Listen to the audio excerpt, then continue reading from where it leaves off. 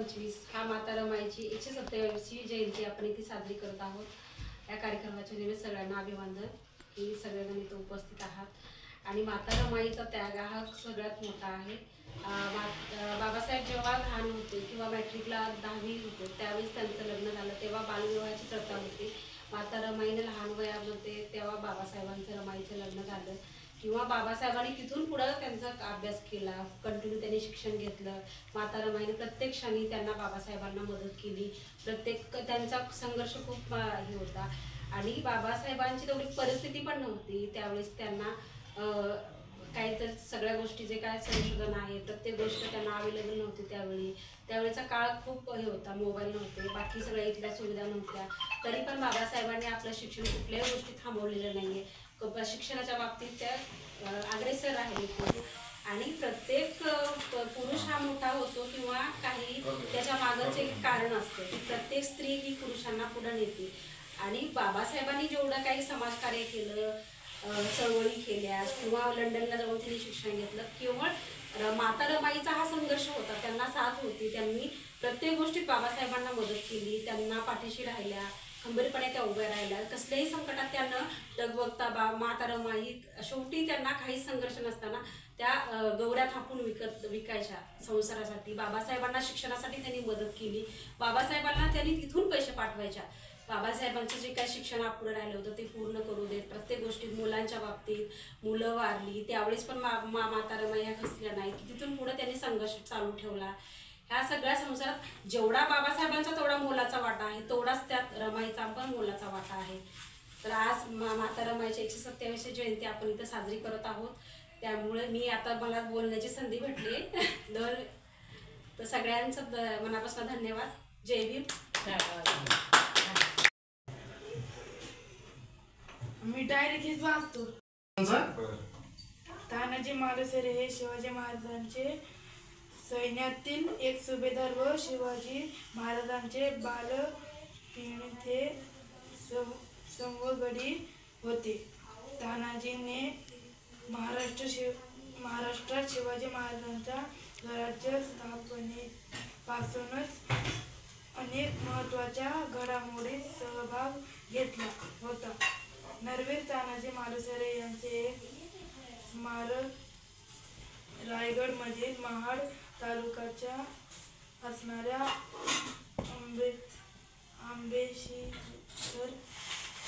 आंबेशिवतर गावामध्ये सर्व ग्रामस्थांच्या तसेच भारतातील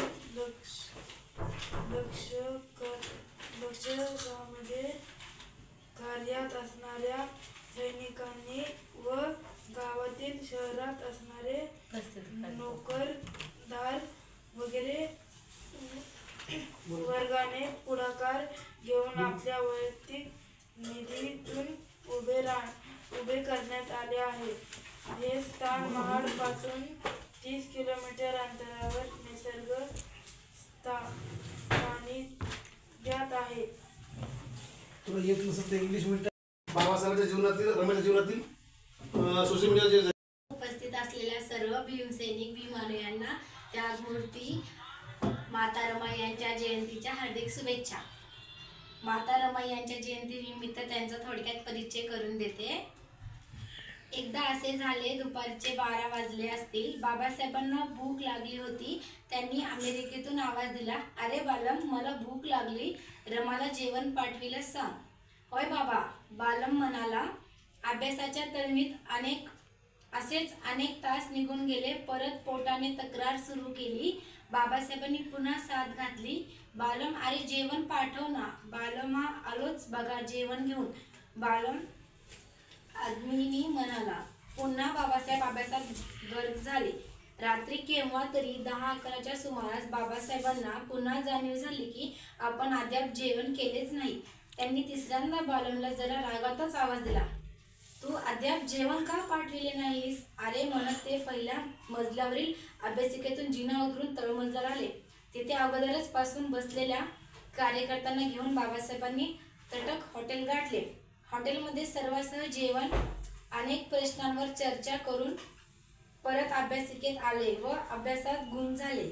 बरेच दिवस या प्रसंगाचा गुप्तखल राजगृहावर चालला होता की बाबासाहेबांना कोणी सांगायचे की ज्या दिवशी रमाईने जेवण दिले नाही त्या दिवशी तुम्हीच नव्हे तर रमाईसह यशवंत, मुकुंद सर्व उपाशी झोपले होते.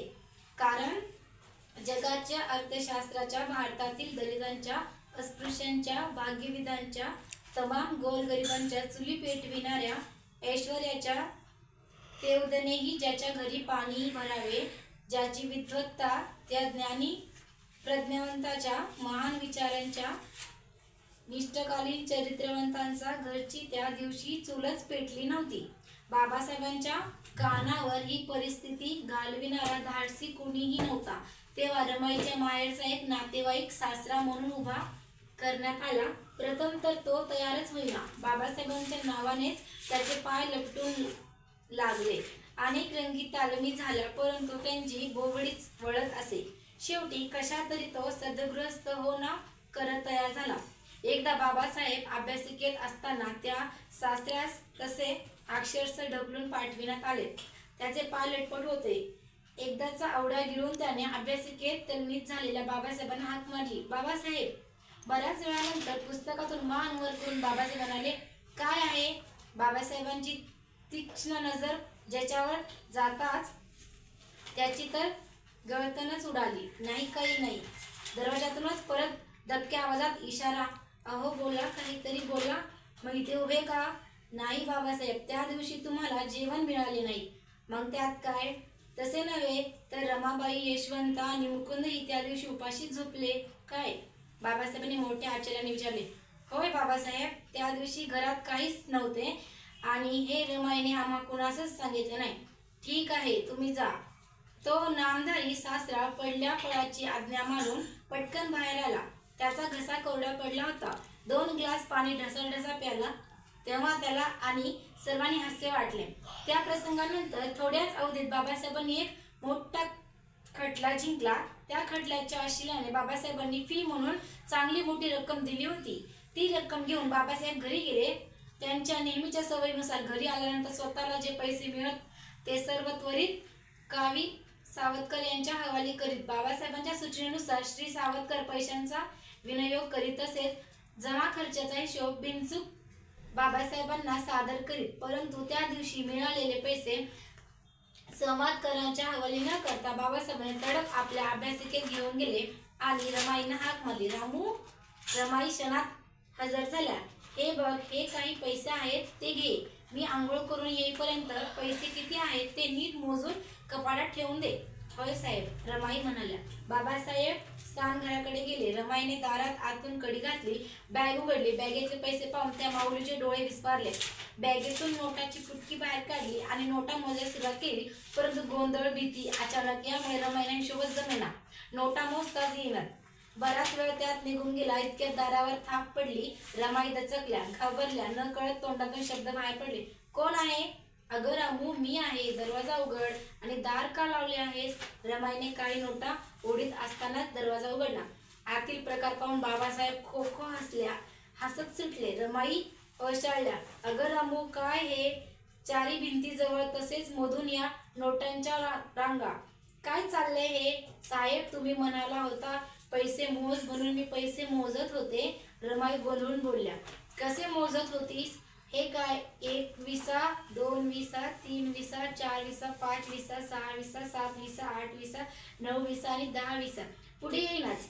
आज आलं तर पुन्हा विसरते, पुन्हा सुरू करते. बाबासाहेबांचे काळीज त्यांच्या प्रेमाने भरून आले. प्रेमाने त्यांनी रमाईला थोबाडले आणि म्हणाले, रामू, या समाजकार्यात या आपल्या दिनदुबळ्या समाजाचा संसार सुखी करण्यात मला माझ्या संसाराकडे लक्ष द्यायला वेळच मिळत नाही. या सर्व धावपळीत पैसा कसा खर्च होतो हे मला कळतच नाही.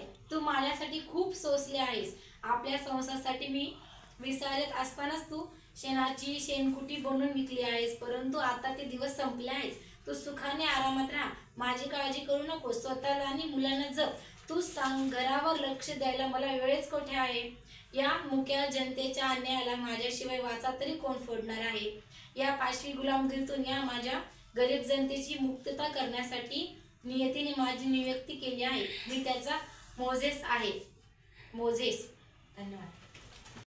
7 फेब्रुवारी 2024 रोजी आपल्या शेंगड सोसायटीमध्ये की बहुजन महामानवाचा सामूहिक जयंती सोहळा आणि समृद्धी दिन अभिवादन हा सामूहिक कार्यक्रमाचे आयोजन आपल्या बहुजन समाज परिवर्तन संघ शेंगड सोसायटीच्या माध्यमातून हा आजचा 11वा कार्यक्रम आपल्या सर्वांच्या साक्षीनं संपन्न होत आहोत, याचे आपण साक्षीदार आहात.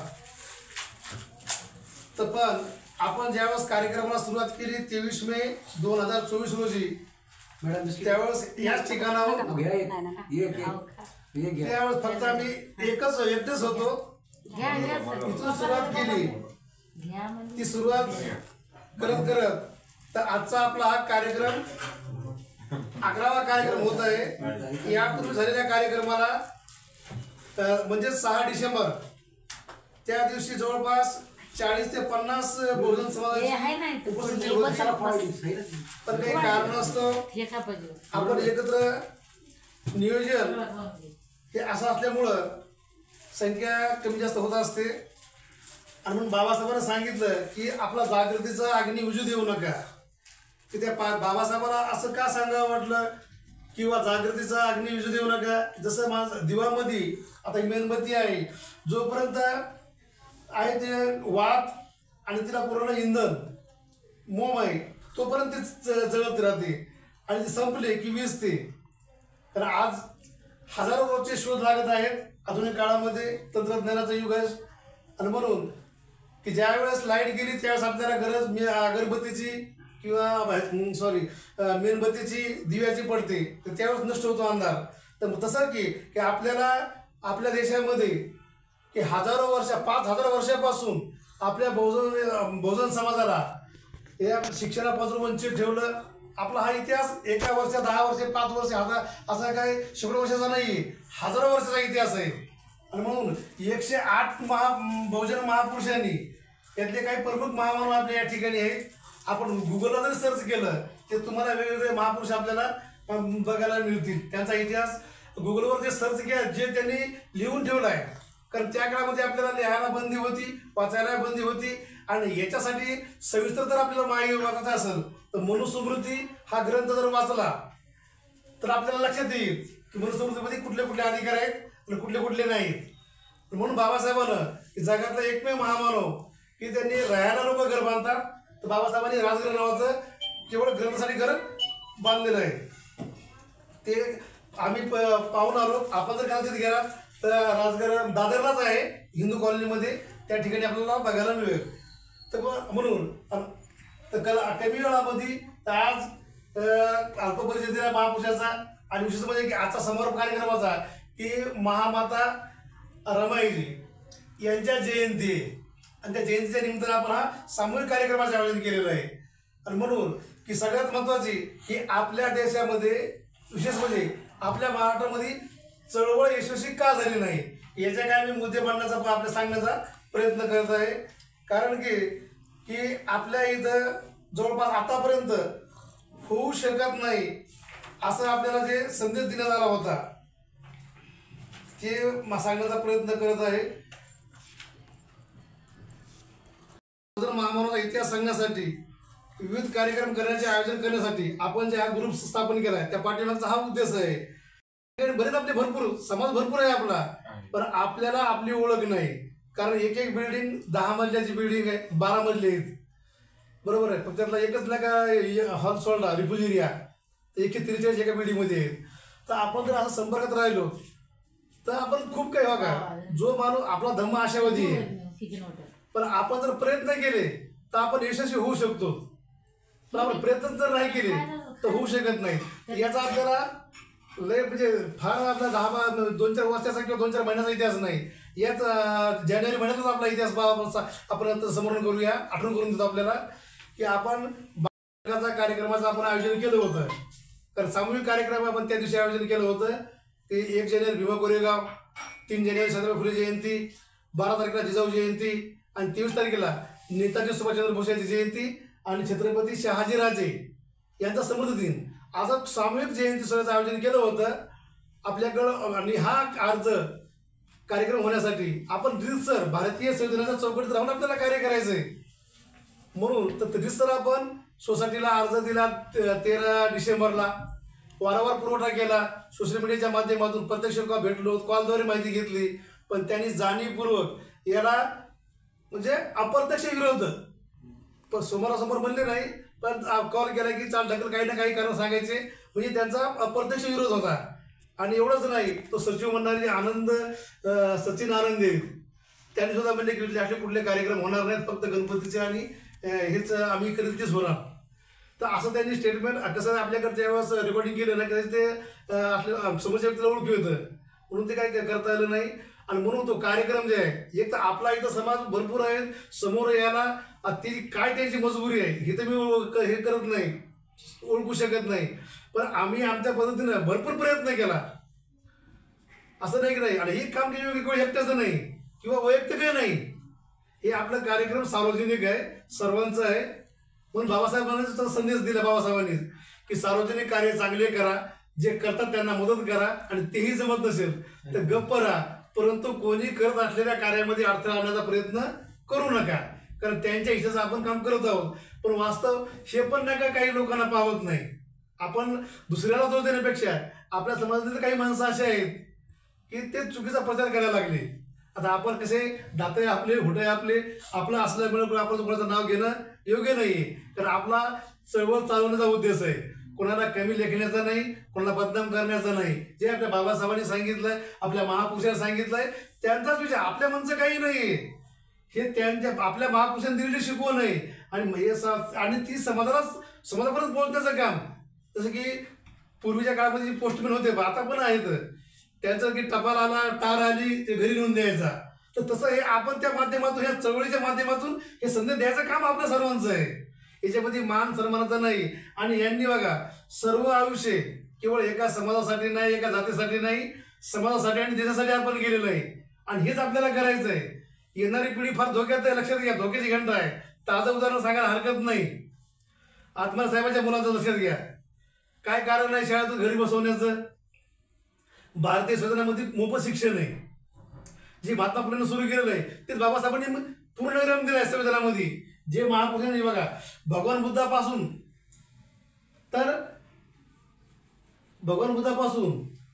शेवटचा आपल्याला महापुरुष घेता येतील, म्हणजे ज्यांनी चळवळ केली, काय नंतर शेवटी काय बाबासाहेबांच्या नंतर काहीच झाले, इथपर्यंत की त्यांनी जी संधी दिली शिकवण, ही सगळी अंमलात आणण्याचं काम काहीच नाही केलं. बरोबर आहे. तर म्हणून जे चटके बटले जे व्यवस्थेने दिलेत ह्या इथल्या ब्राह्मणवादी मनुवादींनी, तर केवळ बघा आज ती अंमलात झालेली, सुरुवात झालेली आहे, लोकांना चटके बसले नाहीत. म्हणून लोक विचार करा, लोकांपाशी आपला समाज खरं सांगू की जगामध्ये भारत देशातले इतके लोक साधे आणि भोळे आहेत, त्यांची ही विचार करण्याची क्षमता संपून टाकली. चिंतनाचा विषय आहे. म्हणून बघा काही कारण नसताना की त्या परजोलला शाळेमधून घरी बसवलंय, आणि त्यांनी कालच मला आपल्या सांगितले की माझ्या मुलाला घरी बसवलंय, आता मी काय करू, दिशाहीन झालो, सुचत नाहीये. हा ठीक आहे बा, किंवा बालक आहे, वर्गामध्ये मुलासोबत खाड्या खोड्या म्हणजे एकमेकाचं देणं घेणं किंवा वादविवाद होतं, थटामस्करी होत असते, पण केवळ नका दगड मारला या कारणावरून त्यांना आता असं सांगितलं की तुमच्या मुलाला फक्त परीक्षेलाच पाठवा, असं शाळेमध्ये येऊ देऊ नका. विचार करा तुम्ही की ही कुठल्या थराला गेली यांची मानसिकता. भारतीय संविधानामध्ये सरळ सांगितले की कोणाला शिक्षणाचा अधिकार नाकारता येत नाही, शिक्षण मोफत असलं पाहिजे. पण आज आम्ही पाहत आहोत सोशल मीडियाच्या माध्यमातून, वर्तमानपत्रातून की शिक्षणाचा बाजार मांडलेला आहे या लोकांनी.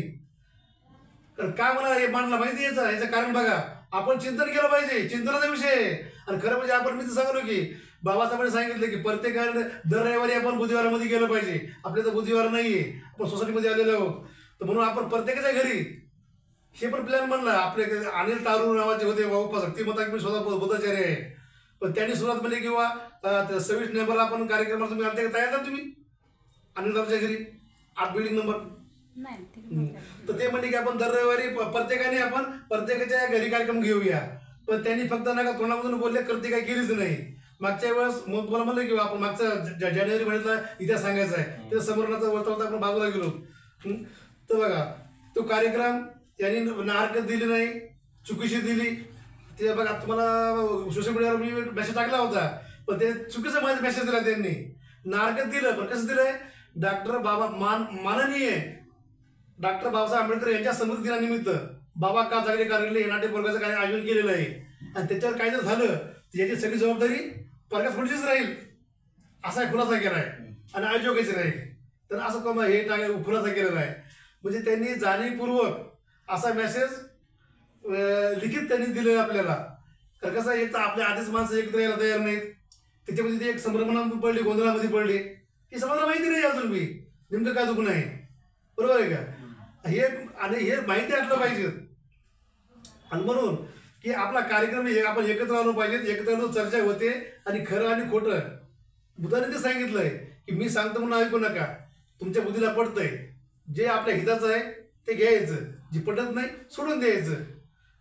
म्हणून जगामध्ये आज बघा बुद्ध एक राजपुत्र होते. जर त्यांनी हवं पाहिजे त्यांना कुठलं कशाची कमी होती, पण जगातलं एक उदाहरण आहे की त्यांनी म्हणजे राजा होते, राजा पुत्र असून मी त्यांनी वैभव संपत्तीला ठोकर मारली आणि दुःखाचं कारण शोधण्यासाठी या जगातला माणूस दुःखी काय आहे हे कारण शोधण्यासाठी ते शोध घ्यायला निघाले. त्यांना सांगितलं, आपल्याला सांगितलं जातं की त्यांना एक म्हातारा माणूस दिसला, एक अंतिम संस्कार दिसला, एक रोगी दिसला म्हणून बुद्ध दुःखी झाले. चुकीचं आहे सांगते की प्रत्येकाची विचार करण्याची पद्धत वेगवेगळी आहे. तसं खरं वास्तव कारण जर आपण जर म्हणजे बुद्ध प्रत्येकाला मला माहिती नाही, पण खरं कारण तुम्ही भगवान बुद्धांचा धम्म वाचला असेल तर त्यात मला आठवण येईल बा की रोहिणी नदीच्या पाण्यावरून जे वाद निर्माण झाला, शाक्य आणि कोलियस हे दोन समूह आहेत की आपल्या बऱ्याच गावाला बघा एक नदी असेल, गोदावरी नदी इथं आपल्या पुण्यामध्ये मुळा मोठा आहे, अलीकडे एक पलीकडे एक गाव असतं, बरोबर आहे का नाही? तर तसे रोहिणी नदीच्या पाण्यावरून शाक्य आणि कोली भगवान बुद्ध जे आहेत ना हे शाक्य परिवारातले इथं याच्या समोरले आणि कोली आहे मायाला कोलीतले, त्या दोन्ही मध्ये वाद संपला आणि त्या वादावरून ते वाद निर्माण झाला, पाण्यावरून वाद. आणि म्हणून तो भगवान बुद्ध म्हणले की हा मला वाद मान्य नाहीये का, कारण याच्या दोन्हीकडे माणसं जखमी होणार आहेत, मरणार आहेत युद्धामध्ये.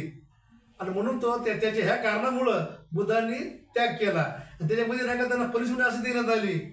तुम्ही बुद्धांच्या धर्मामध्ये वाचू शकता, त्या सरळ सांगितलं की एक तर नाही का मग तुम्ही आपल्या शाखेच्या संघाच्या विरोधामध्ये गेलात, तुम्ही आपला धर्म युद्ध करण्याचा, म्हणून त्यांनी की तुम्ही एक तर नाही का ग्रहत्याग करा, तुमची संपत्ती जप्त करण्यात येईल किंवा बहिष्कृत करण्यात येईल, अशा प्रकारची तरतूद होती त्या शिक्षेमध्ये. बुद्धाने सांगितलं की याला जबाबदार मी आहे, आपल्या संघाला विरोध मी केलाय, आपल्या संघाचा मी शाखा संघाचा मी सदस्य होतो. आणि म्हणून तुम्ही कोणाला शिक्षा देऊ नका, माझ्या परिवाराला देऊ नका, ना माझ्या आईवडिलांना बहिष्कृत करू नका, तर मी याच्यासाठी मी ग्रहत्याग करतो. आणि म्हणून त्यांनी तो ग्रहत्याग केला आणि ती म्हणून त्यांनी वाटचाल केली. त्या नगरीतले सगळे राजपाल म्हणजे जनसमुदाय त्यांना निरोप देण्यासाठी गेले होते. हे आता तुम्ही वाचू शकता, ग्रंथामध्ये उपलब्ध आहे, बाबासाहेबांनी लिहून ठेवला ग्रंथ आहे. तर हे कारण ते याचं आहे. आणि म्हणून बुद्ध पहा राजा असते तर त्या काळामध्ये आपला नेपाळ वेगळा झालेला देश नव्हता, बरोबर. लिंबनी ती आजची त्या काळात कमी वस्तू आजचा पाटणा आहे, पटनाची म्हणतात ना ती आजची राजधानी, त्या काळात ती एक कमी वस्तू होती. तर बघा हा इतिहास आहे. तर राजा झाले असते तर तेवढ्याच ह्याच्यापुरते मर्यादित राहिले असते, पण आज त्यांना अख्खं जग ओळखतंय, जग त्यांना मानतंय. कशामुळं की त्यांनी जगात एवढी शिक्षण कुठल्याच महामानवाने दिली नाही. आणि दुसरा विषय, जगात तेवढे राजे बुद्ध होऊन गेले, बुद्ध म्हणजे राजाचे राजपुत्र होते. आणि दुसरं की जगात एवढे महापुरुष बाबासाहेब त्यांच्या एवढा गरीब पुरुष नव्हतं. पण बघा आजची शोकांतिका की बाबासाहेबांना आपल्याला 1950ला संविधान दिलं आणि त्यांच्यानंतर आपल्याला बाबासाहेबांनी गरिबीतून मुक्त केलंय. तर आपण भारतात संविधान वाचलं आपल्या लक्षात येईल, आपल्याला मनुस्मृतीमध्ये वाचण्याचा अधिकार नव्हता, लिहिण्याचा नव्हता, धनसंपत्ती जमा करण्याचा नव्हता, पण बाबासाहेबांनी एक असा आपल्याला मौलिक अधिकार दिलाय. आणि आजच्या काळात आजही सांगतो बा, तुम्ही तारीख वाढ लिहून ठेवा, भांडवल लिहून देतो. आपण जी बुद्धाने करण्याची सुरुवात केली, बाबासाहेबांनी केली आणि काळीसरामांनी केली, शस्त्र न घेता, तेच आजही आपण फक्त या महामानवाची विचारधारा सांगून जर आपण समाजाला जोडला, एससी एसटी ओबीसी, तर ह्या लोकांना आपला इतिहास माहिती नाही. फक्त आजच्या तारखेला आपल्या देशामध्ये फक्त मूलनिवासी म्हणजे आपला इतिहास फार मोठा आहे. आपण राजे महाराजे यांचे वारस आहोत, पण आपला दुश्मन आपला तिरस्कार का करतोय त्याचं एकमेव कारण आहे की आपण नागवंशी आहोत. म्हणजे ह्या धम्माचा प्रचार नागवंशी लोकांनीच केला आपले माणसं मेले, शहीद झाले, पण शत्रूला शरण गेले नाही. म्हणून ब्राह्मण जे लोक आहेत तर आपला तिरस्कार, त्याच्यामुळे तिरस्कार करतात. कट्टर आपला ते शत्रू मानतात. आपण मानत नाहीत, पण ते शत्रू आपल्याला मानतात का त्याला इतिहास माहिती आहे प्रदेशाचा काय इतिहास आहे. पण आपला समाज इतिहास विसरलेला आहे, कारण हा एक दिवसाचा इतिहास नाही, हजारो वर्षाचा इतिहास आहे. आणि म्हणून बघा बाकी ते कोणाला हे करत नाहीत, आपल्याच लोकांना इतिहास माहिती आहे. बाकीचे जे आता हळूहळू उभी समाज जागा व्हायला लागलाय, समाज ब्रिगेडच्या माध्यमातून ते लोक जागेवर येत, पण म्हणावं तसं त्यांची काय अजून आक्रमक भूमिका नाहीये. फक्त अजून ते लपून आहेत. ती काय समोर येण्याची त्यांची हे नाही की आज आपल्या एकमेव संघटनेचे बामशेप नावाचं संघटन आहे बा, जे काहींचं निर्माण केलं नाही. काहींचीराम, दिना, भाना आणि खापर्डे हे तीनच लोकांनी. आता आपण कशी होती तर 3-4 लोकच, त्याच लोकांनी तर आज देशभरामध्ये नाही ते इंटरनॅशनल लेवलला संघटन केलेलं आहे. आणि येणाऱ्या याच्यामध्ये बघा त्यांनी बी त्यांचे रात्रंदिवस काम चालू आहे. लोक त्यांना लाखो करोड रुपये लोक दान देतात त्या संघटनेला. एवढंच नाही, कालचा काय परभणीला कार्यक्रम झाला तिथं वसमा, परभणी जुना जिल्हा जे आहे परभणी होता आमचा, तिथं आमच्या ते वसमती तालुका आहे. तर त्या ठिकाणी कार्यक्रम घेतला काय 26 तारखेला, तर 1,30,000 रुपये त्या गावातून म्हणजे कलेक्शन झालंय चळवळीसाठी. तर असं आहे, चळवळीची काही अडचण नाही, फक्त गरज एवढीच आहे आपण एकत्र आलो सगळं काय होतं. गरज एकत्र येण्याची आणि विश्वास ठेवण्याची. आता काही लोकांना म्हणत असेल की हेच कार्यक्रम करायला होतं, आम्ही बाजूला होतो, तुम्ही पुढं व्हा, कुणी व्हा, पण प्रामाणिकपणे एकत्र संघटित होऊन बाबासाहेबांनी सांगितलं की शिका. आपण शिकलो, संघटित व्हा. पण दुखणं हे की आपण संघटित होत नाही. मग आपण सांगा बाबासाहेबाला जर आपण बाप मानतो, इतका आपण त्याचं गुणगान गातो, फक्त आपल्याला भक्त बनण्याची गरज नाही, अनुयायी बनण्याची गरज आहे. आणि म्हणून कदाचित आजपर्यंत आपण 133व्या जयंत्या केल्या, आज माता रमाईची आपण 127वी जयंती करतो. तर विचार करा आपण किती वेगानं पुढे जायला पाहिजे. पण आज आपण बॅकग्राऊंड तपासलं तर आज आपली चळवळ निगेटिव्ह म्हणजे निराश व्हायचा विषय नाही, हा चिंतनाचा विषय आहे. आपण वेगानं पुढे जायला पाहिजे. तर आपण कसं बघा आज इतक्या सोसायटीमध्ये आपण 133 किती लोक असायला पाहिजेत. याचं कारण काय, आपण कुठं तपासलं पाहिजे की असं काय होतंय बाबा, कुठं काही पडतो आपण. म्हणून मी काही मुद्दे मांडले तेव्हा हे का असं होत आहे त्याच्यावर बघा तुम्ही. नंबर 1चा मुद्दा हा आहे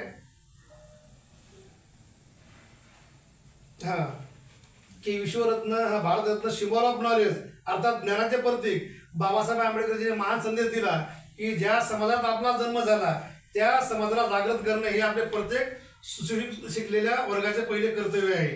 पण त्यासाठी बहुजन समाजाने आपल्या कमाईचा 20वा भाग द्यावा. तर बघा याच्यावर आपण तोच उल्लेख केलेला आहे याच्यामध्ये की बऱ्याच प्रकारे काय वाटतं कार्यक्रम बघा की व्यवस्था परिवर्तन सामाजिक निधी यांच्याकडून उपासक उपासिका की यांच्याकडून बहुजन समाजाच्या चळवळीसाठी आपल्या कमाईचा 20वा भाग द्यावा. विश्वरत्न डॉक्टर बाबासाहेब आंबेडकर यांच्या संदेशाचे पालन करून महामानवाचे जयंती दिन, समृद्धी दिन, सामाजिक परिवर्तनाचे कार्य करण्यासाठी आर्थिक मदत दान दिली. असा आपण बाबासाहेबांचा संदेश टाकलेला याच्यामध्ये. याच्यात आपल्या चुकीचं काहीही नाही, फक्त गरज एवढीच आहे हे काम मनानं काय होणार नाही, हे करण्यासाठी कोणातरी पुढे यावं लागणारच आहे. बघा आता ही एवढे आपल्या देशामध्ये आजच्या तारखेला 140 करोड आहेत ना. बघा तर एवढ्यामध्ये प्रत्येकाच्या आज घराघरात जर लोक शिकलेले आहेत, एक जर माणूस होतं चळवळ आपल्या एका लोकात होऊ शकत नाही का. पण खंत आहे की माणसं कोसत दूर आहे चळवळीपासून.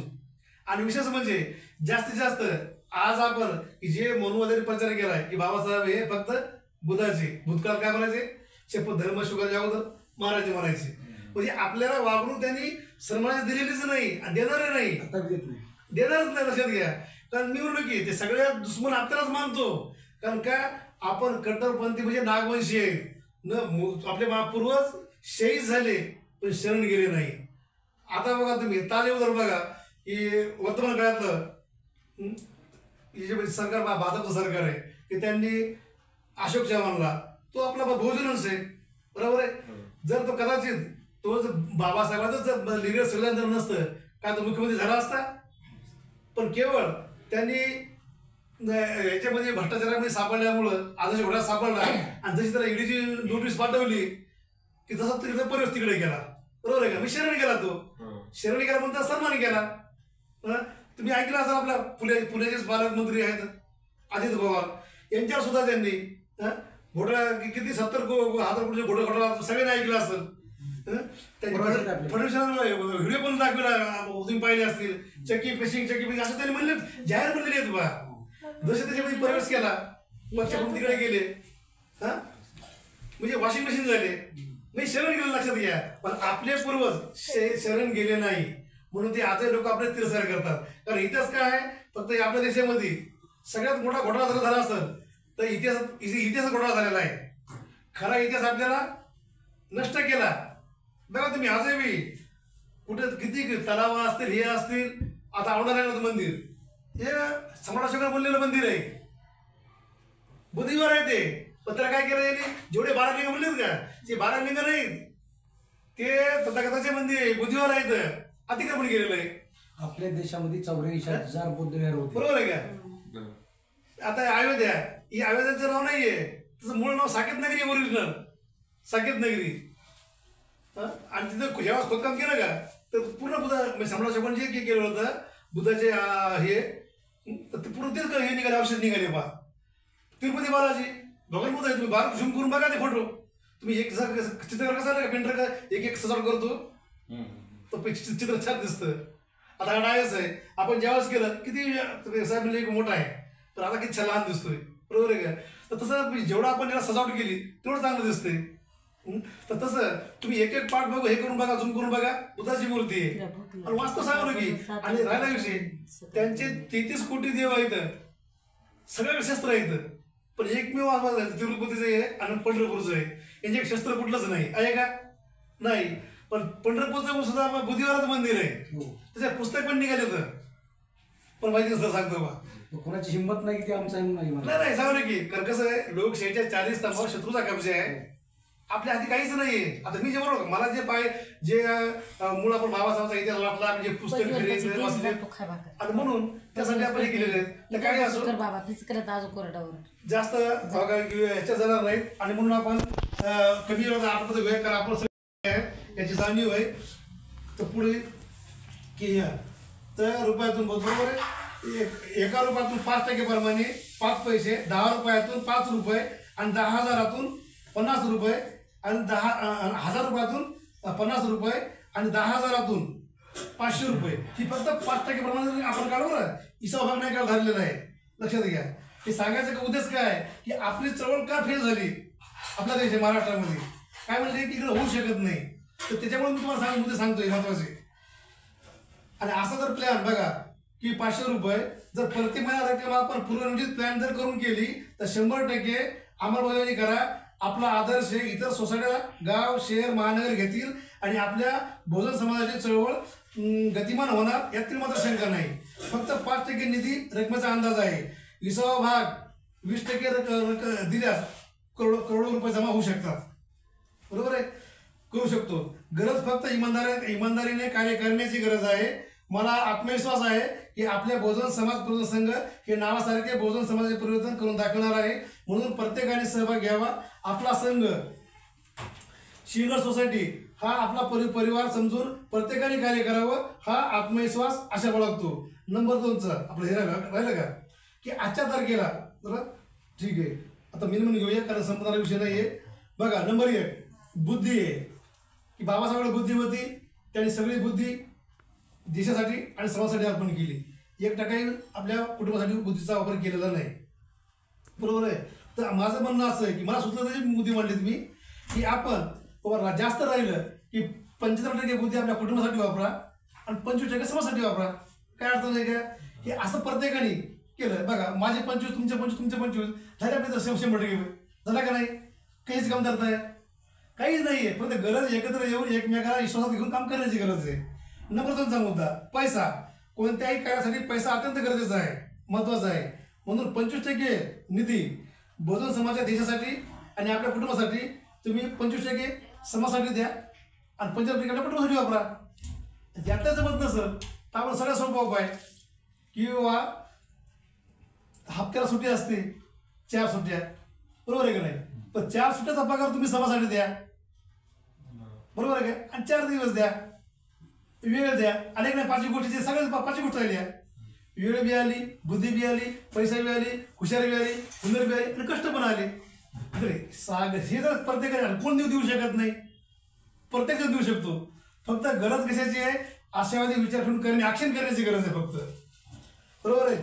म्हणून त्यासाठी आणि हुशारी तर हुनर बघा, मानवी जीवनामध्ये प्रत्येक मानवाकडे हुशारीचे गुणधर्म असतात. तर त्याचा वापर प्रत्येकाने आपल्या कुटुंबासाठी 50% करावाचा आणि 25% समाजासाठी करायचा. वेळ पण तसं आहे की वेळ हा कधी थांबत नाही आणि कोणतीही वेळ वाईट नसते. त्या वेळेत काही निष्काळजीपणा केल्यामुळे उतरतात. वाहन चालवताना दोन्ही हातात इयरफोन कान घालून अपघात होणे, अंधविश्वासामुळे दोष वेळेला देणे हे योग्य नाही, हे चुकीचे आहे. म्हणून सत्य स्वीकारले पाहिजे. म्हणून मानवाने वेळ सुद्धा जीवनात महान आहे. त्यासाठी मानवाच्या सुखासाठी देशाच्या हितासाठी प्रत्येकाने आपला 25% वेळ दिलाच पाहिजे. आणि मेहनत कष्ट, आता कष्ट केल्याशिवाय काही होणारच नाही. या जगात प्रत्येक मानवाला कष्ट केल्याशिवाय पर्याय नाही. म्हणून मराठी भाषेत म्हण आहे, देरे हरी पलंगावरी. असल्याने आपोआप काही मिळत नाही. त्यासाठी मेहनत कष्ट करावीच लागते. आणि त्यासाठी पाहूया की तहान लागल्यावर पाणी भूक लागते, पाणी पितो. जगातले एकमेव इतिहास आहे. विश्वरत्न बाबासाहेब आंबेडकर यांनी 18 तास अभ्यास करून, कष्ट करून, जीवाचं रान करून त्यांनी स्वतःची तब्येत पूर्ण न करता 100% बुद्धी, पैसा, हुशारी, वेळ आणि मेहनत, कष्ट, परिश्रम दिले पाहिजे. बाकी शिल्लक मेहनत आपल्या 50% कुटुंबासाठी वापर करावा. अशा पद्धतीने जर आपण कृती केली तर आपला विजय, आपण कुठलीही आपल्याला चळवळीची गरज भासणार नाही. बरोबर आहे. आणि म्हणून मी जास्त वेळ नाही घेता, बोलण्यासारखं भरपूर आहे. तुम्ही जॉब करून आलात, विषय काय संबंधणार नाही. आणि राहिला विषय की तुम्हाला निधी आपला किती झालेला आहे हे महत्त्वाचा विषय आहे. बऱ्याच लोकांना काय वाटलं की हे येतात, ही कार्यकर्ते असेच आहेत आणि ते काय करतात की फंडिंग घेऊन जातात, करत काहीच नाहीत. बरोबर आहे. त्यांना आपला कार्यक्रम हलून पाडला वाटा. नाही, हा लक्षात घ्या, हलून पाडलं का ते आपण हरलेलं नाही, जयंती दिवशी आपण करू ते हरले बघा. आणि राहिला विषय मग सांगायचा,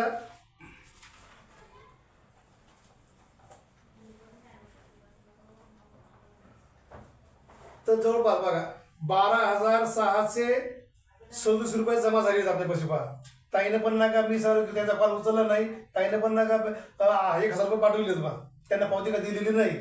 बरोबर नाही. आणि बघा हा कार्यक्रम एकट्याचा नाही. आणि मी सांगितलं की कुणीही पुढे व्हा. मी जी हा पैसा आहे बाबासाहेबांना सांगितलेला बघा, बाबासाहेबांचा एक महान संदेश आहे, फार अतिशय महत्त्वाचा संदेश बाबासाहेबांनी दिलेला आहे. कोणता की सार्वजनिक पैशाचा हिशोब ठेवून तो वेळोवेळी जनतेस दाखवणे यासारखे पवित्र महान कार्य दुसरे नाही. तसेच सार्वजनिक पैशाचा अपहार करणे यासारखे नीच करते जगात कुठलेच नाही. तारीख पण दिलेली आहे. बाबासाहेब कधी म्हणले असं, 28/9/1952 म्हटलेलं आहे इथं बाबासाहेबांचं वाक्य आहे. आणि म्हणून हाच विचार घेऊन आम्ही गावाकडे असताना सुद्धा हेच काम केलेलं आहे. हाच आम्ही हिसाब दिलेला आहे. आणि तो बी बघा, तुम्ही म्हणले आता इथं द्या, तुमचे नका पैसे मी परत करणार आहे. आणि तुम्ही तुमच्या सगळं बघा, माझं काही आक्षेप नाही. तो कार्यक्रम बंद कर, रेकॉर्ड बंद बंद करायचं. आज माता रमाईची जयंती आहे आणि त्यांच्या जयंतीनिमित्तानं आपण इथे आज जमलेलो. तर आपल्याला बौद्ध वंदना, स्वामी वंदना आणि पुढील कार्यक्रमासाठी आता पंडित साहेब होते. तुम्हाला सांग फ्लोवा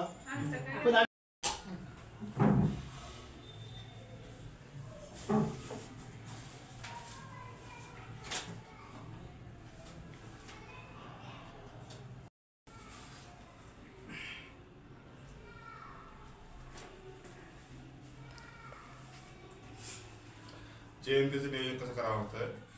सकाळी 10वी ते पुढं कसं केलं पाहिजे, किती वाजेपर्यंत, 5-6 वाजेपर्यंत.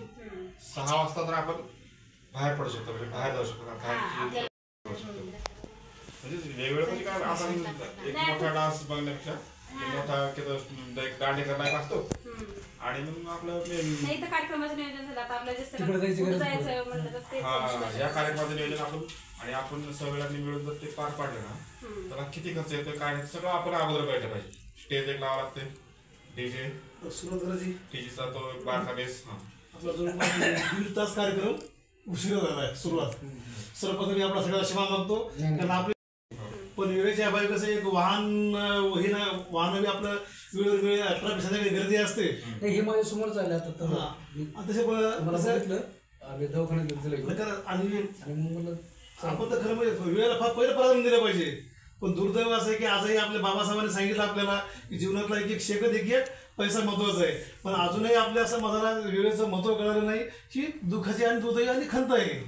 तर काही असो तर आपण आपल्या बहुजन महामानवाचा जास्त वेळ न घेता बाकीचे लागू द्या, पण आपलं जे मुख्य विषय आहे कार्यक्रमाचा त्या कार्यक्रमाला सुरुवात करूया. तत्पूर्वी आजच्या आपल्या कार्यक्रमाचा उद्देश काय आहे तर ते आपण अल्प परिचय करून देतो. 2025 रोजी तर या दिनाचं महत्व की सुरबाना टिपणीस जे बाबासाहेबांसोबत असलेले सहकारी हे महाड येथे त्यांच्या विरोधामध्ये खटला दाखल केला, म्हणजे त्यावर गुन्हा दाखल केला. कारण केस दाखल करण्याचं कारण की बाबासाहेबांना जेव्हा जाहीर आवाहन केलं मूळसोबत दहन करण्याचं, तर त्या दहनच्या वेळेस हे सुरबाना टिपणीस सोबत होते. त्यांच्या समक्ष ती मनुस्मृती दहन केलेली आहे. तर त्या दिनाचं महत्व 1 फेब्रुवारी 1941ची घटना आहे. आणि 2 फेब्रुवारी 1608 जगद्गुरू राष्ट्रसंत तुकाराम महाराज यांची जयंती. आणि 3 फेब्रुवारी बाबू जगदेव प्रसाद कुशवाहा यांची 2 फेब्रुवारी 1922 रोजी जन्मदिन आहे, त्यांची जयंती. आणि रामजी मालोजी आंबेडकर यांचा स्मृतिदिन पण आहे 2 फेब्रुवारीला, बरोबर आहे. आणि 3 फेब्रुवारी की आद्य क्रांतीवीर उमाजीराजे नाईक त्यांची 3 फेब्रुवारी 1832 यांचा स्मृतिदिन आहे. फेब्रुवारी 1951 हे बऱ्याच म्हणजे बऱ्याच जणांना माहिती नाही अजूनही की 3 फेब्रुवारीला बाबासाहेबांनी हिंदू कुळवृत्ती काय आहे ते ज्यांनी वाचलंय ते सांगत नाहीत, ही खंत आहे. पण सगळ्यात महत्त्वाचं कारण हे आहे की बाबासाहेबांनी ओबीसी साठी मंत्रिपदाचा राजीनामा दिलेला आहे. हे आजही जगजाहीर मीडिया दाखवत नाही आणि कुठला हे नाही. आता एक वेळ सोशल मीडिया त्यामुळे आपल्याला कळायला लागले. आणि 8 नंबर नानकचंद्र तू हे डॉक्टर बाबासाहेब आंबेडकरचे एकदम जवळचे 1898 रोजी जन्मदिन आहे आणि त्यांची आजची 127वी जयंती आहे. आणि 11 नंबर की पेरियार ललितसिंग यादव यांचा 7 फेब्रुवारी 1993 रोजी समृद्ध दिन आहे. म्हणजे असा ह्या बहुजन महामानवाचा अल्पपरिचय दिलेला या माध्यमातून आपल्या सोशल मीडियाच्या माध्यमातून लिखित मेसेज पाठवून सर्वांना मेसेज पण केलेला आहे. आपण जवळपास संध्याकाळी केलेला आहे 17-18 नमामि धम्मं नमामि संघं नमामि नमो तस्स भगवतो अरहतो सम्मा संबुद्धस्स नमो तस्स भगवतो अरहतो सम्मा संबुद्धस्स नमो तस्स भगवतो अरहतो सम्मा संबुद्धस्स बुद्धं गच्छामि धम्मं शरणं गच्छामि संघं शरणं गच्छामि द्वितीयंपि बुद्धं शरणं गच्छामि द्वितीयंपि धम्मं शरणं गच्छामि द्वितीयंपि संघं शरणं गच्छामि तृतीयंपि बुद्धं शरणं गच्छामि तृतीयंपि धम्मं शरणं गच्छामि तृतीयंपि संघं शरणं गच्छामि पानातिपाता वैरमणि शिखापदं समादयामि अधीनदाना वैरमणि शिखापदं समादयामि कामेषुमिचाचारा वैरमणि शिखापदं समादयामि मुस्सावादा वैरमणि शिखापदं समादयामि सुरामेरमजपमादठाना वैरमणि शिखापदं समादयामि साधु साधु साधु बुद्धं नमामि धम्मं नमामि संघं नमामि. नमो बुद्धाय. जय भीम.